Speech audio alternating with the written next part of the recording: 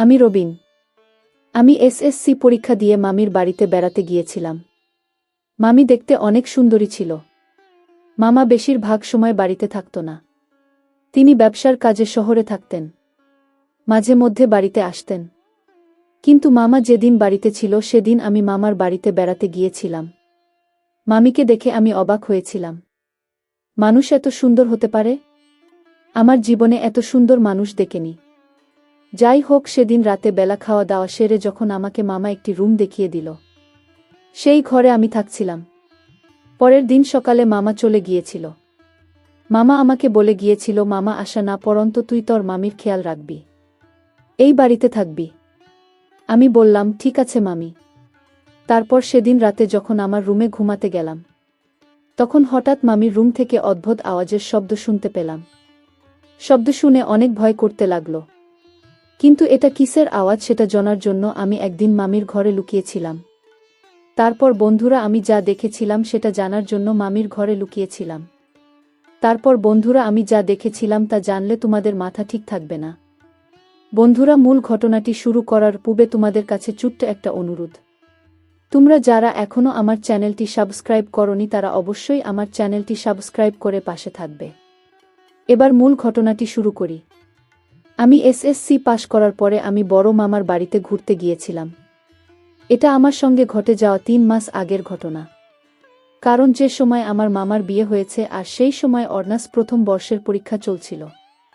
আর সেই কারণে মামার বিয়ে উপস্থিত থাকতে পারিনি। বড় মামার সঙ্গে আমার খুব ভালো বন্ধুত্বের সম্পর্ক ছিল। কারণ বড় মামা আমার থেকে বয়সে 6 বছরে বড় ছিল। এবং আমি যখনই বাড়িতে যেতাম ওই বড় মামার সঙ্গে সারাক্ষণ থাকতাম এবং তার সঙ্গে গল্প করতাম। তাই ছোটবেলা থেকেই আমার সঙ্গে মামার একটা ভালো বন্ধুত্বের সম্পর্ক তৈরি হয়েছিল। তারপর আমি যখন বড় মামার বাড়িতে যাই তখন আমি প্রথম মামিকে দেখেছিলাম। মামিকে দেখতে একদম পরীর মতো ছিল। আমার লাইফে এত সুন্দর মেয়ে কখনোও দেখিনি। কারণ সে ভীষণ সুন্দরী ছিল। এদিকে মামা আমাকে দেখা মাত্রই বলল, আয় ভাইগনা, আয় ঘরের ভিতরে আয়। আগে হাত মুখ ধুয়ে নেয়। আমি তোর মামিকে বলছি তোরে খাবার দেওয়ার জন্য। আগে খাওয়া দাওয়া করে তারপর কথা হবে। তারপর আমার বড় মামা আমার সুন্দরী মামিকে বলল, রবিন আমার ভাগনা। আর তার থেকেও সে আমার বন্ধু। তাই রবিন যতদিন বাড়িতে থাকবে তুমি কিন্তু ওর ভালোভাবে খেয়াল রাখবে এবং যত্ন করবে। আমার একটা মাত্র ভাগ্নে। এমনিতেই ও কিন্তু আমাদের বিয়ে আসতে পারেনি। তারপর মামা আমার কথা শুনে বড় মামি মুচকি হেসে বড় মামার দিকে তাকিয়ে বলল, ঠিক আছে। তারপর সেদিন দুপুর বেলা খাওয়া দাওয়া করার পর আমরা 3 জনে গল্প করেছিলাম। সেদিন যেহেতু আমার ছুটির দিন ছিল তাই মামা কিন্তু বাড়িতেই সারা দিন ছিল। তারপর সারা দিন কেটে যাওয়ার পরে মামা তার পাশের ঘরটায় আমাকে থাকতে দিয়েছিল। তারপর রাতেও আমরা 3 জন মিলে একসঙ্গে খাবার খেয়েছি। কিন্তু জানি না কেন আমার কল্পনায় শুধু মামি ছিল। আমি সবে অনার্স ফার্স্ট ইয়ারে পড়ছি। তাহলে বুঝতেই পারছেন সেই বয়সের ছেলে মেয়েরা কেমন হয়ে থাকে। তারপর রাতের বেলা আমি যখন খাওয়া দাওয়া করে পাশের ঘরে শুয়েছিলাম, বিছানায় শুয়ে শুয়ে শুধু মামির কথাই চিন্তা করছিলাম। মামির কথা ভাবতে ভাবতে রাত প্রায় 2টা বেজে যায়। আর সেই সময় আমার মনে হয় পাশে রুম থেকে কেমন যেন একটা অদ্ভুত শব্দ আসছে। মানে মামির ঘর থেকে, এবং শব্দ পেয়ে আমার ভয় পাওয়ার তো অবস্থা হলো। একে তো আমি নতুন বাড়িতে আসলাম। কারণ আমি বুঝতে পেরেছিলাম এই শব্দটা মামির ঘর থেকে আসছে। আর এটা কিসের শব্দ হতে পারে এটা নিয়ে আমি দুশ্চিন্তায় ছিলাম। তারপর যখন আমি মামির ঘরে দরজায় গিয়ে টুকা দিলাম, আমি দরজায় টুকা দেওয়ার সাথে সাথে সেই শব্দ বন্ধ হয়ে গিয়েছিল। কিন্তু সেদিন তো মামা বাড়িতে ছিল না। আর তাই তো আমার এই বাড়িতে একা একা আমার ভয় লাগছিল। কিন্তু আশ্চর্যের বিষয় হলো, আমার মামা বাড়িতে ছিল না। কিন্তু মামির ঘর থেকে এরকম শব্দের আওয়াজ আসত। আমি অনেক সময় মনে মনে ভাবতাম এই বাড়িতে কি ভূত আছে নাকি। কারণ আমি যখন মামির ঘরের দরজায় গিয়ে টুকা দিলাম তখন শব্দটি থেমে গেল। কিন্তু ঘরের ভিতরে কি ছিল সেটা আমি দেখতে পাইনি। তাই মনের ভেতরে এক সন্দেহের সৃষ্টি হল। এটা তো তেমন বিশাল বড় বাড়ি না। এটা তো ছোট্ট একটা বাড়ি। আর এই বাড়িতে তো থাকার কথা না। পরের দিন সকালে আমি মামিকে জিজ্ঞেস করলাম, মামি তুমি এই বাড়িতে আসছো কতদিন হলো? মামি বলল, আমি এই বাড়িতে আসছি মাত্র 6 মাস হবে। আমি মামিকে জিজ্ঞেস করলাম, মামি আমি তোমাকে একটি প্রশ্ন করি। মামি বলল, ঠিক আছে করো।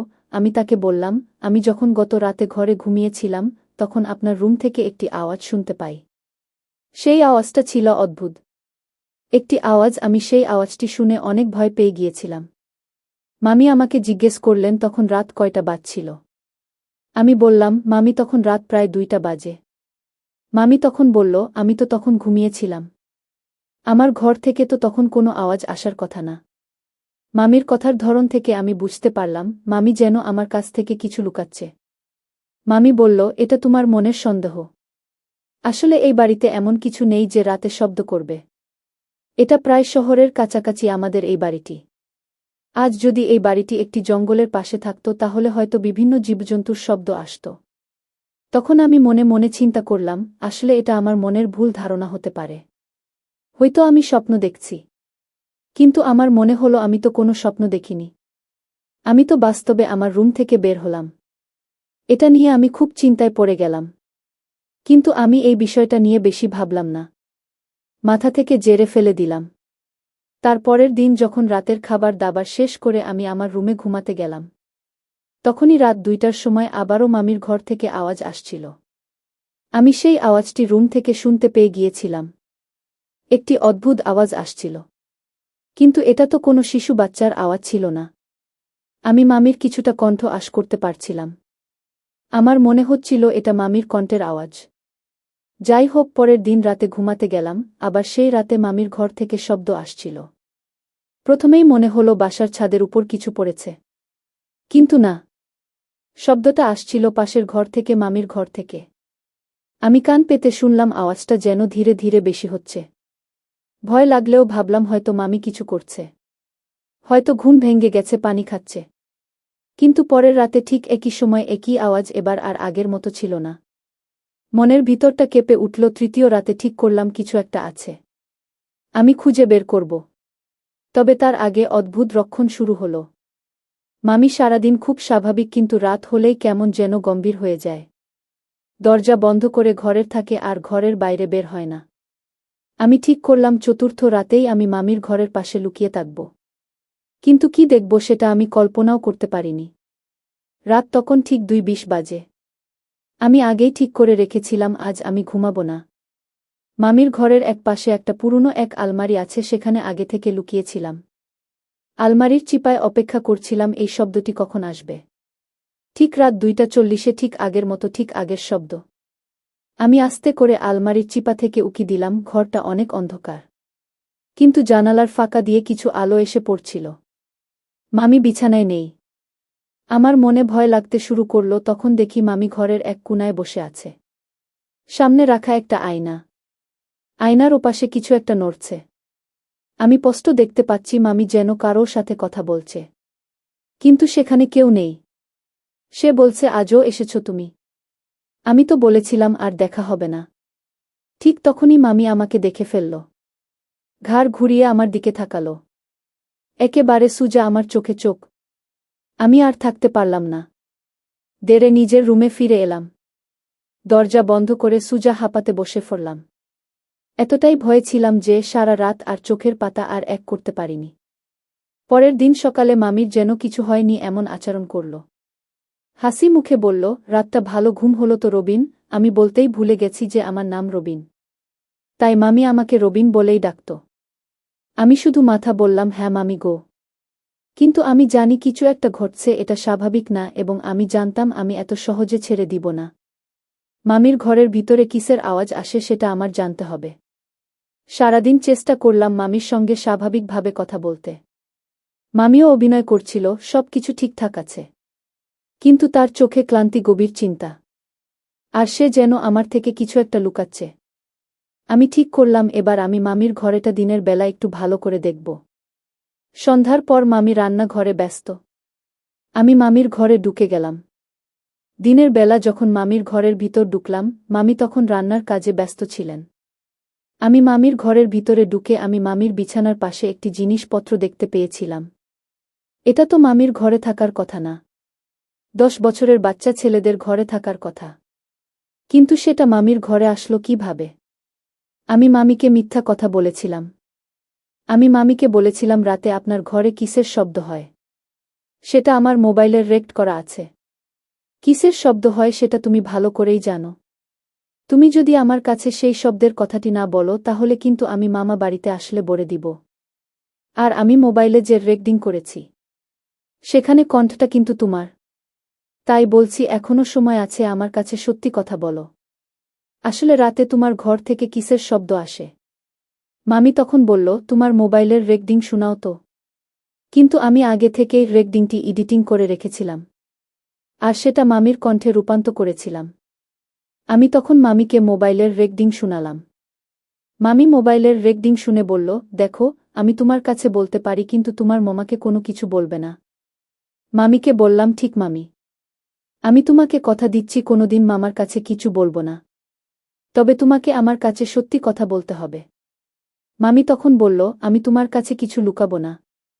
আমি তোমাকে সত্যি কথা বলবো। আজই থেকে 7 থেকে 8 বছর আগে আমার একটা ছোট ভাই ছিল। আমার ছোট ভাই আমাকে নিজের মায়ের মতো মনে করত। সে আমার প্রতি অনেক খেয়াল রাখত। আমার ছোট ভাই দেখতে অনেক সুন্দর ছিল। আমার ছোট ভাই স্কুল থেকে এসে আমাকে বলতো, আপু তুমি যদি আজ আমাকে পড়া না শিখিয়ে না দাও তাহলে আগামীকাল ক্লাসে পড়া দিতে না পারলে স্যার আমাকে মারবে। আমি তখন আমার ছোট ভাইকে লেখাপড়া করাতাম। মায়ের স্নেহ কী জিনিস সেটা সে আমার কাছ থেকে পেয়েছে। আমার মা তো সারা দিন সংসারের কাজে ব্যস্ত থাকত। আর তাই মা ছোট ভাইয়ের প্রতি এত খেয়াল রাখত না। আমার পড়া নিয়ে অনেক ব্যস্ত থাকতাম। মাঝে মধ্যে সংসারের কাজে মাকে সাহায্য করা হতো। আর তাই আমার মা ছোট ভাইয়ের প্রতি তেমন খেয়াল রাখতে পারেনি। আমি যতটুকু সময় পেয়েছি আমি আমার ছোট ভাইয়ের খেয়াল রেখেছি। একদিন ছোট ভাই স্কুল থেকে এসে মাথা ঘুরে পড়ে গেল। আমি তখন চিৎকার করে মাকে ডাকছিলাম। মা তখন ঘরে ছিল না, কোথায় জানি গিয়েছে। তখন বাবা ছিল বাথরুমে। বাবা বাথরুম থেকে দূরে এসে বলল, ওর কি হয়েছে? আমার ছোট ভাইয়ের নাম ছিল রাফসান। রাফসানের কি হয়েছে? রাফসানকে তখন আমরা হাসপাতালে নিয়ে গেলাম। কিন্তু ডাক্তাররা সমস্ত শরীর পরীক্ষা করে দেখল তার শরীরে কোনো সমস্যা নেই। তার কোনো রোগ নেই, তাহলে কেন মাথা ঘুরে পড়ে গেল? ডাক্তাররা তখন বলল, আপনার ভাইকে বাড়িতে নিয়ে যান। তখন রাফসানকে বাড়িতে নিয়ে আসলাম। 2 দিন পর রাফসানের জ্ঞান ফিরল। তারপর রাফসান বলল, আপু আসলে আমি কিছুই বলতে পারিনি।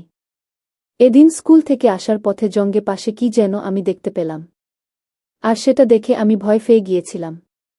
আর তাই তো বাড়িতে এসে মাথা ঘুরি পড়ে গিয়েছিলাম। রাফসানের কথা শুনে খুব ভয় করতে লাগল। আমি রাফসানকে জিজ্ঞেস করলাম, রাফসান তুই কি দেখেছিস? রাফসান বলল, আপু আমি বলতে পারবো না। তবে আমি একটা সাদা কিয়ানো দেখতে পেলাম। 2-3 পর থেকে রাফসানি কিছু খেতে পারত না। ভাত মাছ মাংস কিছুই খেতে পারত না। তখন আবার ডাক্তারের কাছে নিয়ে যান। ডাক্তাররা রাফসানের কোনো রোগ ধরতে পারেনি। ডাক্তাররা তার চিকিৎসা করতে ব্যর্থ হল। তারপর রাফসান 2 মাস পর মারা গিয়েছিল। মারা যাওয়ার পর যখন রাতে বেলা ঘুমাতাম তখন রাফসান স্বপ্নে আসত। আর বলতো, আপু আমি অল্প বয়সে মারা গিয়েছি। আমি তো দুনিয়াতে নেই। আপু কেন তুমি আমার সাথে এলে না? তুমি আমাকে একা একা বিদায় করে দিলে, আমাকে বাহিরে রেখে কেমন করে তোমরা ঘুমাও?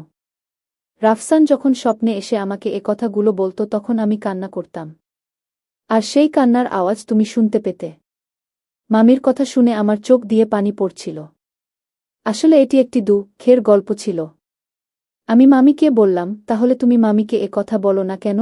মামি বলল, হয়তো তোমার মামা অন্য কিছু ভাবতে পারে, তাই বলেনি। তখন আমি মামিকে বললাম, মামি আমি তোমাকে ভুল ভেবেছিলাম। তুমি আমাকে ক্ষমা করে দিও। আবারও মামি তোমার কাছে আমি ক্ষমা চাই, ক্ষমা করে দিও। আজকের মতো গল্পটি এখানেই শেষ করলাম। যদি বন্ধুরা গল্পটি ভালো লাগে তাহলে চ্যানেলটি একটা লাইক দিয়ে চ্যানেলটি সাবস্ক্রাইব করে পাশে থাকো। আপনাদের সুস্থতা কামনা করে আজকের মতো গল্পটি এখানেই শেষ করলাম। ধন্যবাদ।